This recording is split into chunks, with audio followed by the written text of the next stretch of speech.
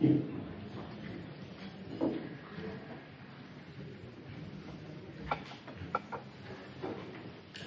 you.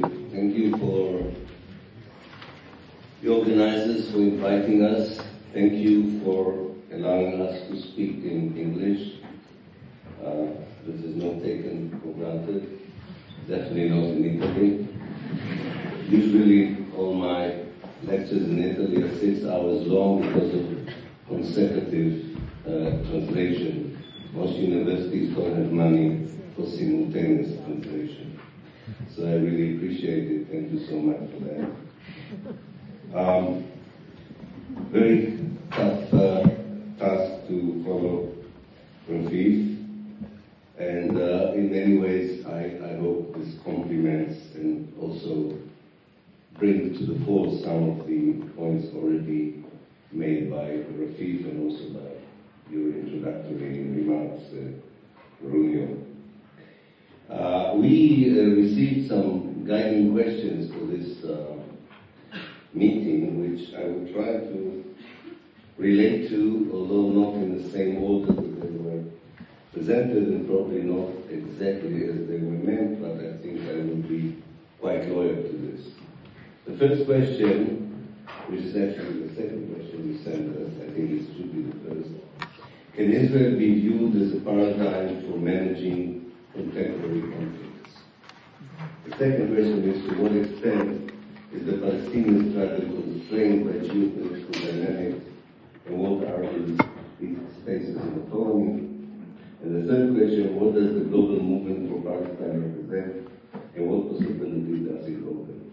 In other words, can we finish by hopeful note in this very, very dark moment of despair, carnage, and misery, which I hope we can, and I hope I'll try to provide or inject some optimism for you all in this very, very difficult times. So the first question, can Israel be viewed as a paradigm for managing contemporary conflicts? I will take it a bit further. And I do agree that, as Rafif also mentioned, that next to the concept of global Palestine, there is the concept of global Israel. And global Israel is a very old concept. In fact, it's already 120 years old. And one of the main struggles we in the academia, and probably also in the world of activism, had against mainstream media, mainstream academia, mainstream politics, was to try and insist that however you view the events of the 7th of October 2023, and however you analyze whatever happened since the 7th of October 2023, you cannot do it out of context. If you remember this basic impulse to say that there is a context to the event even of the 7th of October, was expressed by the Secretary General of the United Nations, Guterres, and immediately Israel demanded that he would be removed from his position. You're very lucky in Italy because in German universities, in official workshops, seminars, courses, you're not allowed to mention the word context. Mentioning the word context in Germany equates supporting terrorism. And this is not the only place in the continent where contextualizing the Hamas operation on the 7th of October and the Israeli genocide after that is regarded as part of anti-Semitic pro-terrorist campaign. And it's no wonder that the context is what really worries Israel and its supporters. Because the context is particularly important here in Europe, but not only in Europe. And when we talk about the context and we want to understand what global Israel means, we have to go back to the very inception of the Zionist project. Zionism was actually a European problem, a European solution, to a European problem. The European problem was genuine. It was a real problem, not a manufactured one. And that was the Jewish problem of Europe. Europe was affected by waves of anti-Semitism that eventually led to the genocide of the Jews in the Second World War. This was a genuine problem. It was not the only project of racism that characterized European politics and nationalism. There were many other victims for that rise of romantic nationalism in Europe in the mid-19th century, but definitely what had been done to the Jews in the Second World War stand out in its brutality and inhumanity.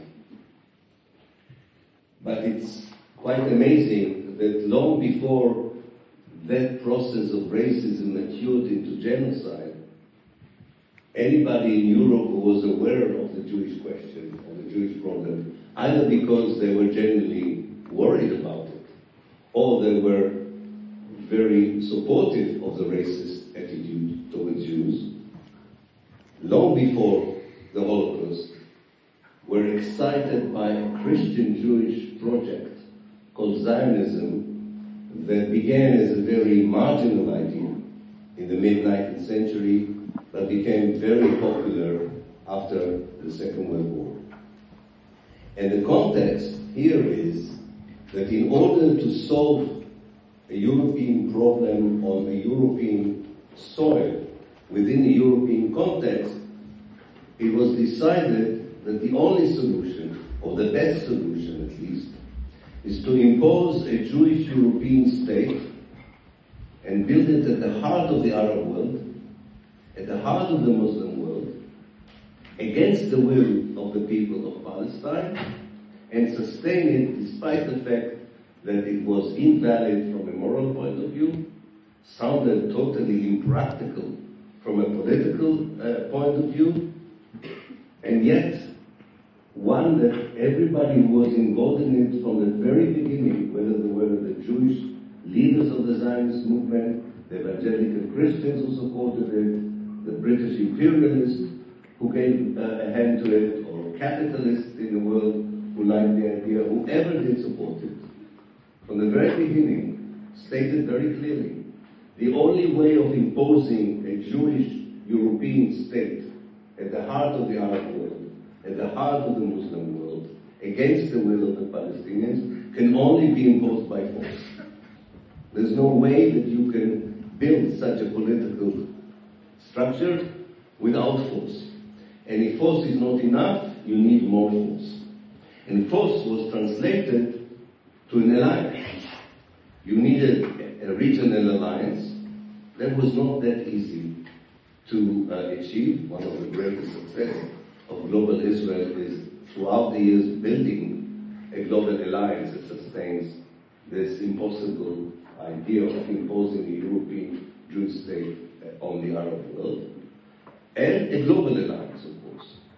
And the global alliance was there from the beginning, which is important to analyze, because if you unpack the alliance and you see who the members are, you can also strategize against it. And what is so important about this alliance is that it is made of members who sometimes have contradictory interests, but are united by the idea of sustaining by force a colonialist, a settler colonialist, a European project at the heart of the Arab world, in order that Europe would not deal with one of the worst chapters in its history. And because Europe did not deal with that chapter, racism came back, not against Jews, but against others, and became a very important part of the political scene in this country and many other countries in Europe. There is a connection between the unwillingness of Europe to solve the problem of European citizens of Jewish origin on European land and the nature of European politics today. You cannot separate these two processes. Now, the Global Israel Alliance, of course, changed with time. It began with evangelical Christians who believed that the creation of a Jewish state would bring back the Messiah, the resurrection of the dead at the end of time. It served British imperialists who wanted to cede possessions that belonged to the Ottoman Empire. Then it served American imperialism during the Cold War, neo-capitalist and neoliberal multinational corporation for various reasons, neocons in America. I don't want to go to too much details, but I think you're all quite familiar with what global Israel means. What I think happened in the last 14 months for those of us who follow closely this Global Israel Alliance and believe that this is the most important element that sustains Israel. In fact, to my mind, it's the most important hurdle on the way to free Palestine and decolonize Palestine and make Palestine a free place for everyone else, is the Global Alliance, not the power of Israel, not its allies in the Middle East. They're all important. I'm not underestimating their importance. But take away the Global Alliance that supports Israel and it collapses within 10 years. In fact, in every minute of Israel's history, if the Global Alliance would not have worked, Israel would have not been there.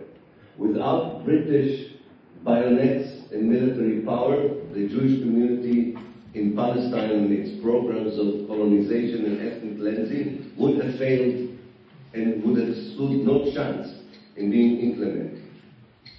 The continued occupation of the West Bank and the Gaza Strip and the oppression and the military rule would not have been possible had not the international community provided immunity for Israel for these policies. So it's very important to understand the power of that global alliance, but also to ask ourselves, what did we learn in the last 14 months about this global alliance? Did we learn something new about it that we didn't know before? And I'm not sure we learned, but we definitely emotionally faced something we didn't face before. If people would have asked me, did you anticipate the Hamas to go to that extreme as they did on the 7th of October into Khan al-Aqsa operation, I would say yes, given all I know about the history, the reality in Palestine. When people would ask me, did you anticipate such Israeli brutality, cruelty, genocidal policies, I would have said yes. Studying Israel, living in Israel, being part of that society, I was not surprised by the genocidal policy. In fact, I warned against them many, many years before, and I already talked about the Israeli genocidal policies in 1999. But if someone would ask me what did really surprise me, is the European silence and indifference. Not the American one, but the European one. Incredible, and it brought back this historical context. This lack of closure for Europe with its dark chapters of the Second World War. Not just in Nazi Germany, not just in fascist Italy and fascist Spain, but in the Ukraine, which gives us a totally different perspective of the war between Russia and the Ukraine. In all the new countries that supposedly were liberated from communism in the Central and Eastern Europe. All this comes back because we're talking about the global dimension of Gaza. This is the global dimension of Gaza. The lack of moral validity and clarity of the European political system that comes out from this particular nasty indifference to a genocide that is being screened on our phones and television on a daily basis. And we should hope that at least in Europe, without thinking ourselves as superhumans, we have the power to bring back to the European political system that past that they don't want to face. And not just talk about the present. Because they have to be aware are the foundations of the political inertia that leads them to be indifferent towards the issue of Palestine. Of course, it's not just politicians. It's university managements, it's mainstream media, and I don't have to tell you because you are familiar much more than I do with who dominates the narrative in Italy and who defines it when it comes to the events in Gaza. The second question that we are asking is what still allows this global Israel to work despite what has happened in the 14 months. I gave one partial explanation, but that's about Europe. I really think that at the heart of the European indifference is its inability to deal properly with its past. But of course there are other things that are preventing or are the main challenges for us if we want to attack the European component of global Israel. We have to attack the one in America, there's no doubt about it, in the Muslim world, in the global south. I'm focusing on Europe in order not to go too far with my contribution. And I think here we come to a very important kind of dimension of this global Israel that is almost sustained beyond belief, given what Israel has been doing in the last 14 months, and is doing today, for instance, even in Syria, and did 4 months ago in South Lebanon. So it's not just Gaza. And those who are a bit more familiar with the news that are coming from there also know what Israel is doing in the West Bank, and also how it treats the 48 Arabs, the Palestinian minority in Israel. Every bit of that policy is a stark violation of the most basic human rights and civil rights of the Palestinians. It is totally undermining international law and the United Nations and everything that supposedly was built after the Second World War to sustain a value system of morality and law for the global society. And of course, without an international legal system, we were not able as a human society to deal with the global problems, such as global warming, immigration, poverty, and so on. So I think this is something that also adds to your questions about the global dimension. But the rise of populism, the rise of fascism, or the re-emergence, rather, unfortunately we had it before, the resurgence of fascism and populism, including in the United States, but also in India. All this, of course, are not only challenges, they give a bit more life to this impossible, immoral project of the colonization, ethnic cleansing, and genocide of the Palestinians. It is sustained not only because of economic power, and not only because of political power. It does because of this. But it also because there is a certain trend in European politics, that is also reflected in other parts of the world, that seems to be successful now. Populism infused with fascism and racism, of course, and capitalism, that as long as it is sustained, it puts a huge mountain in front of us for the liberation of Palestine and the decolonization. We cannot separate our ability to change the way politics is done in Europe and our contribution as a civil society to change the course of events in Palestine. In brackets, I would say that does not necessarily refer, and Rafif, I think, hinted to this, to our ability to stop, at least urgently, the current genocide. I'm not talking about that, because I know you're all committed to this and you're doing what you can. This is not what an analysis of how to stop the genocide. For that, we need to be less purist. We have to be very pragmatic. We don't have to vet our allies. We don't have to examine them in the high moral ground. We need a very powerful alliance with some people we don't like in order to stop this genocide, because it's continuous. we sometimes sort of talk about it as if it ended 2 days ago. Today was another day that every 4 hours a Palestinian child died. First from bombs and killing, then from hunger, lack of medical help. This continues every day. You don't use a purist attitude if you need an alliance to stop that. You work with whoever is willing to work with you.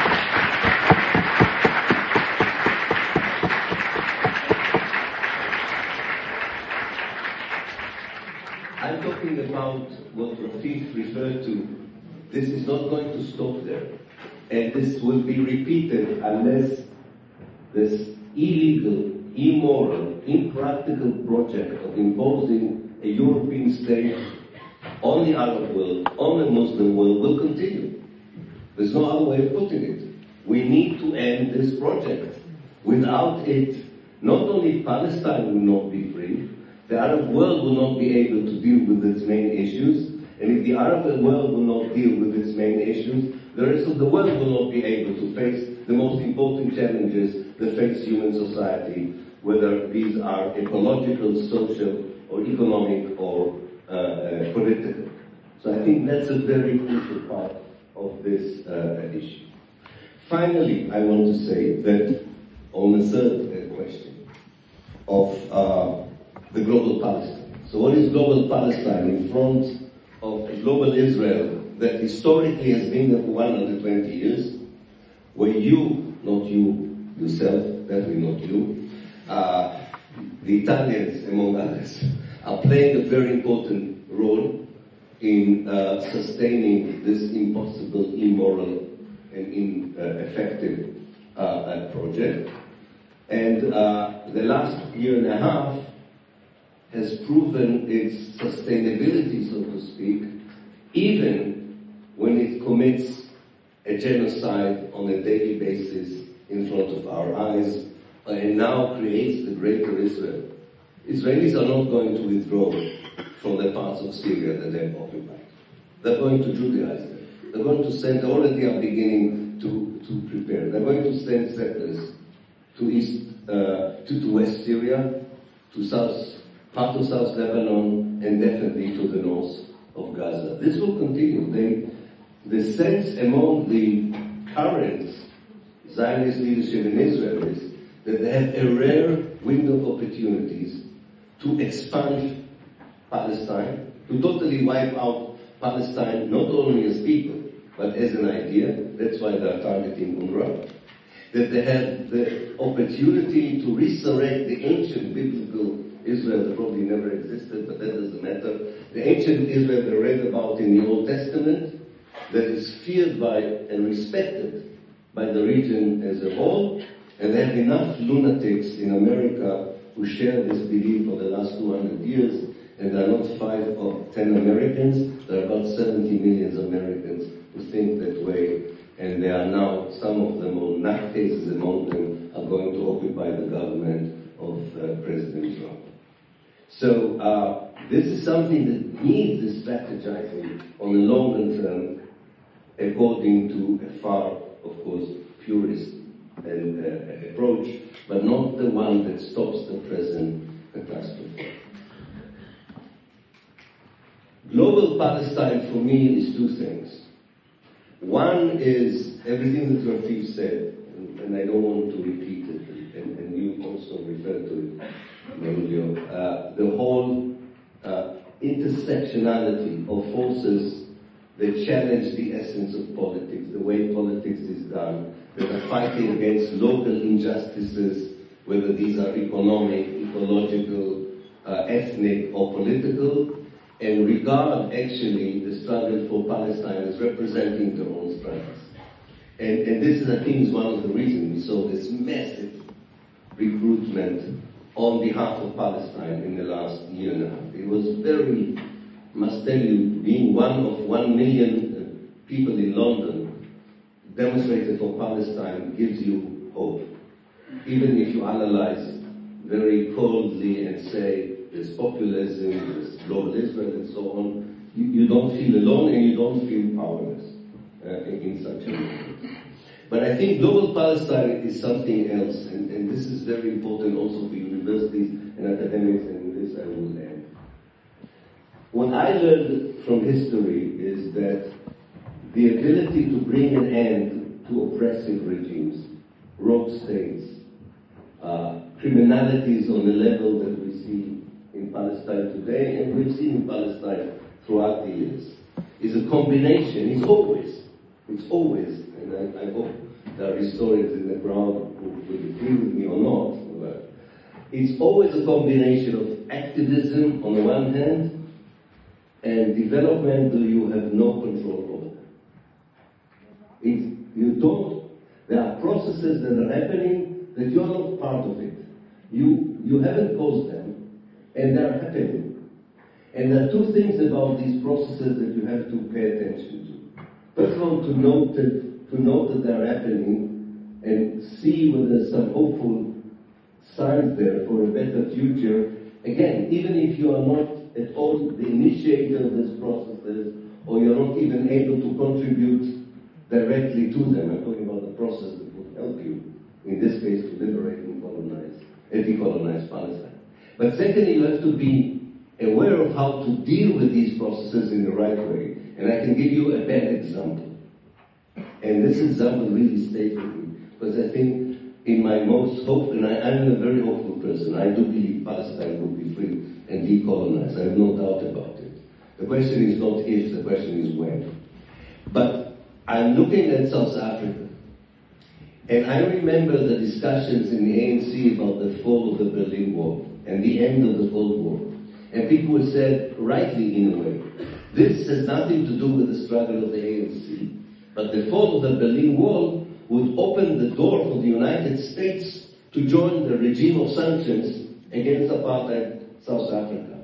And they were right. Without American joining the sanction regime on apartheid South Africa, the horrible apartheid regime in South Africa would have continued longer. There's no doubt about it. But if you are so excited by something that is not only positive, that is far more complex, then you are getting the economic apartheid that we have today in South Africa. So we have to look at these processes, and I will finish by a more concrete example for our case study. Not as a wishful thinker and not as an activist, really as an academic who has been analyzing Israel from its inception. I can tell you that I genuinely believe that Israel is collapsing. Israel is disintegrating. By the way, also because of its location. The whole Eastern Mediterranean, which in Arabic we call the Mashriq, is disintegrating politically. Not only Syria, also Lebanon, also Jordan, also Iraq, also Israel. All these nation states were created by two colonialist powers, Britain and France, after the First World War. They brought a European idea of a nation state and imposed it on a world that was built not on nation states, was built on a matrix and mosaic of communities that knew how to live with each other, to coexist, and to create a reality of life that respected both individual rights and collective rights. In fact, the future for the Mashriq is not in the supermarket of ideas that come from Europe, from left to right. It is in the history, the heritage of the Eastern Mediterranean. The collapse in Israel is very visible. But as an historian, I know that about two things about collapsing states. One, it's a very long process. It's a very, very long process. It has begun. I think it's inevitable, but it's a long process. And regimes that collapse are particularly ruthless and brutal. And that explains a lot of what we are seeing today. The second thing is that we are not just onlookers of that collapse. And this, of course, is something that we understand, that the Palestinians understand, and we are in solidarity with them. But a collapse can lead to a void, and if you don't fill the void, you get chaos. And chaos is violent and inhuman and can be avoided by strategizing. The social cohesion in Israel has disappeared. Israel is not anymore a cohesive society. It implodes from within socially. Its economy, as never before, depends on the United States, and if you examine Israel, not in macroeconomic terms, but in microeconomic terms, you can see that more and more people are under what we call the poverty line. The services of the state are not operating. The confidence in the army is as low as it has ever been. Jewish communities around the world do not see that Judaism, even secular Jews, connected to Zionism anymore, especially young Jewish Americans. And we already talked about the international isolation, at least at the level of civil society. And we also should look at the Palestinian national movement. We always look at the upper layer of Palestinian politics, and we see disunity, we see fragmentation, and one cannot deny it. It exists. But it's one of the youngest societies in the world. And if you listen to the voices coming from the younger Palestinian generation, you can hear the unity of vision, the unity of purpose, and you know that this would be not a process that you have no control of, but a process that would contribute to the disintegration of Israel and the creation, hopefully, of a free Palestine. To sum up, I would say that global Israel is not in ascendance. I don't agree with this analysis. I don't think that you said it. I don't think it's something like because my hand went to the right. I don't agree with those who say that global Israel is in ascendance. In fact, I think global Israel is experiencing its last chapter in history. But chapters in history, unfortunately, are not a year or two. They are long. But you have to remember, you are not witnessing the beginning of another catastrophic period in the life of Palestine. You are experiencing the last chapter of the Nakba, of the 48 catastrophes. It's a far more horrific chapter, but you are in the last chapter. And that is why we need to be so alert, but also strategize and think hopefully about the future. Secondly, whatever we do about our own politics will affect Palestine. If we don't change the essence of politics, we would not be effective in changing what happens in Palestine. And these are two final comments. One is that we are being really ruled, and this is true about Italy, but not only about Italy. I don't remember being governed in so many countries by politicians with such low quality. I don't remember. I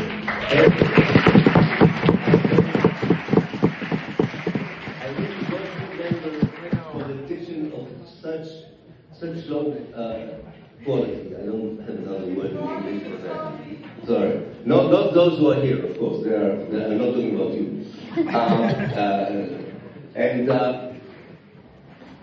Kind of self-centered, seeing the electorate as the main reason for their political career, but not as a group of people whose problems don't have to be solved. And that kind of politics, as long as it continues, is self-centered, totally detached from the real issues and concerns of the society, is very good for Israel and very bad for Palestine, to put it very simply. Secondly, there's a role for the left, and with this I will end.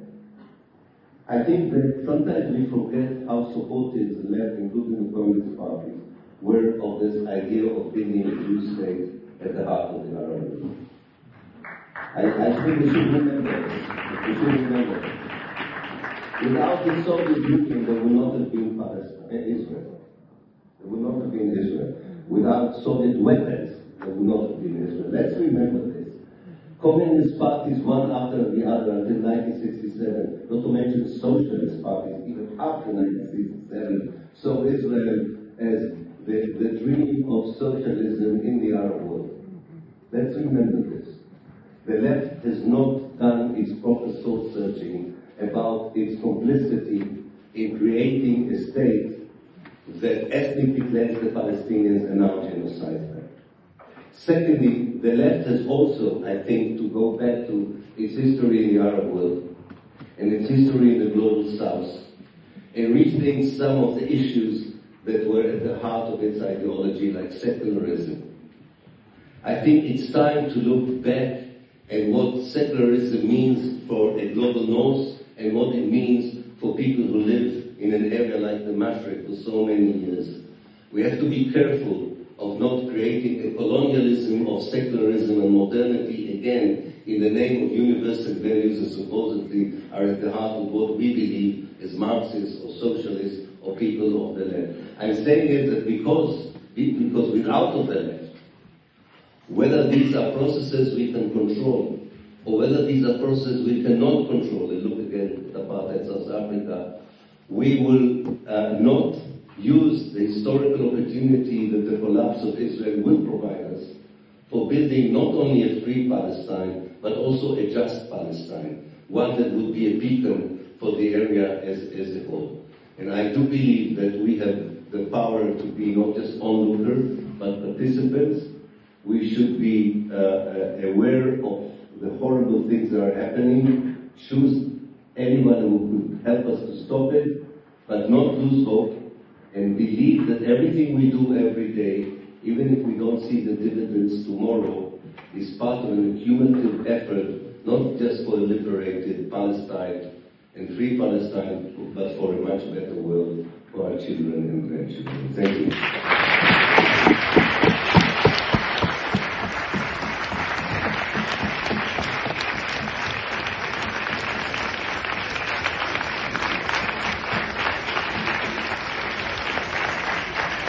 We do about our own politics will affect Palestine.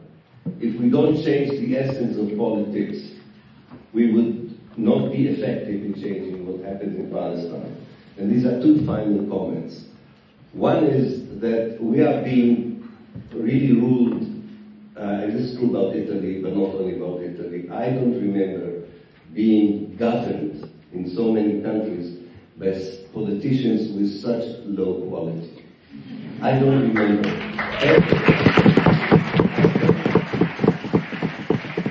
really don't remember a politician of such low quality. I don't have another word in English for that. Sorry.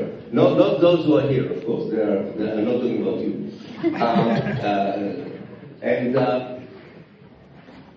Kind of self-centered, seeing the electorate as the main reason for their political career, but not as a group of people whose problems don't have to be solved. And that kind of politics, as long as it continues, is self-centered, totally detached from the real issues and concerns of the society, is very good for Israel and very bad for Palestine, to put it very simply. Secondly, there's a role for the left, and with this I will end. I think that sometimes we forget how supportive the left, including the Communist parties, were of this idea of building a Jewish state at the heart of the Arab world. I think we should remember this. We should remember this. Without the Soviet Union, there would not have been Israel. There would not have been Israel. Without Soviet weapons, there would not have been Israel. Let's remember this. Communist parties, one after the other, until 1967, not to mention socialist parties, even after 1967, saw Israel as the dream of socialism in the Arab world. Let's remember this. The left has not done its proper soul searching about its complicity in creating a state that ethnically cleansed the Palestinians and now genocides them. Secondly, the left has also, I think, to go back to its history in the Arab world and its history in the global south, and rethink some of the issues that were at the heart of its ideology, like secularism. I think it's time to look back at what secularism means for a global north and what it means for people who live in an area like the Mashriq for so many years. We have to be careful of not creating a colonialism of secularism and modernity again in the name of universal values that supposedly are at the heart of what we believe as Marxists or socialists or people of the left. I'm saying it that because we're out of the left, Whether these are processes we can control, or whether these are processes we cannot control, and look again at apartheid South Africa, we will not use the historical opportunity that the collapse of Israel will provide us for building not only a free Palestine, but also a just Palestine, one that would be a beacon for the area as a whole. And I do believe that we have the power to be not just onlookers, but participants. We should be aware of the horrible things that are happening, choose anyone who could help us to stop it, but not lose hope, and believe that everything we do every day, even if we don't see the dividends tomorrow, is part of an cumulative effort, not just for a liberated Palestine and free Palestine, but for a much better world for our children and grandchildren. Thank you.